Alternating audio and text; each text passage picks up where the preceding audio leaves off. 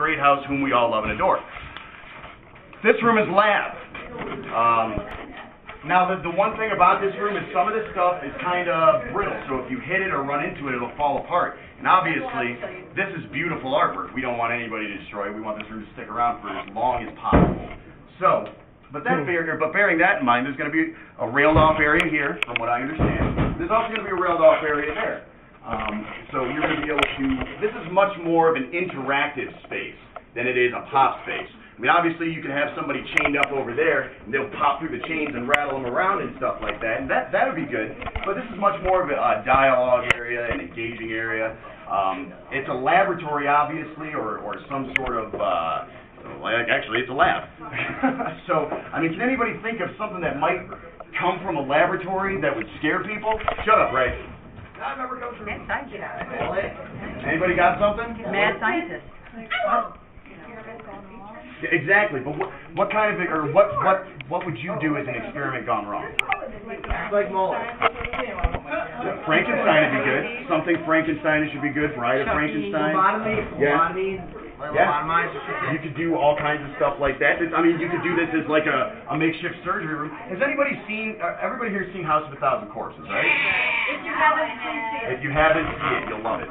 Devil's Rejects probably do. Devil's Rejects is good, but this is more for like, if anybody remembers Dr. Satan's laboratory, and I mean, there's obviously Dr. Satan's running everything, and then he's got his henchmen over here, and then there's the victims that are all over the place.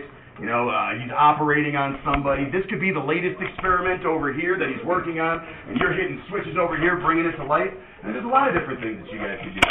You know, but like I said, it's very dialogue intensive. What you're going to want to do if you're using this person as a pop, if this person's doing all the popping and stuff like that, and obviously they would be more of a spectacle. This is kind of like a secondary stage. I mean, that doesn't mean that you're any less important here, but what you're doing is you're distracting the customer by talking, by being animated, by doing stuff, and then as they come around this way, they're still paying attention to you if you're doing your job right, and then boom, you're hit by this guy over here, and then they file through this way, obviously, hopefully scared as hell. So that, yeah, no, this wall's not too brittle. That will send people right into this wall and down this hallway. So, then that's how this room operates. Can anybody else think of anything else that they might want to do in this room? How about you? I haven't heard from you yet, Aaron. Something steampunk. Steampunk? Steampunk is awesome. That would be excellent for this room with all the cogs and wheels and the steam pipes and everything. Yeah, no, I guarantee there will be steampunk. Anybody else? How about you in the back there with the hair? Can you think of anything you would do in this room? Well, there's like crazy board looking. That would be sweet, or like, yeah, cyberpunk, that would be really cool. Cyber scene, that'd be cool. Cyborgs and stuff like that would work great in this room. Okay, yeah, you guys all have really good ideas.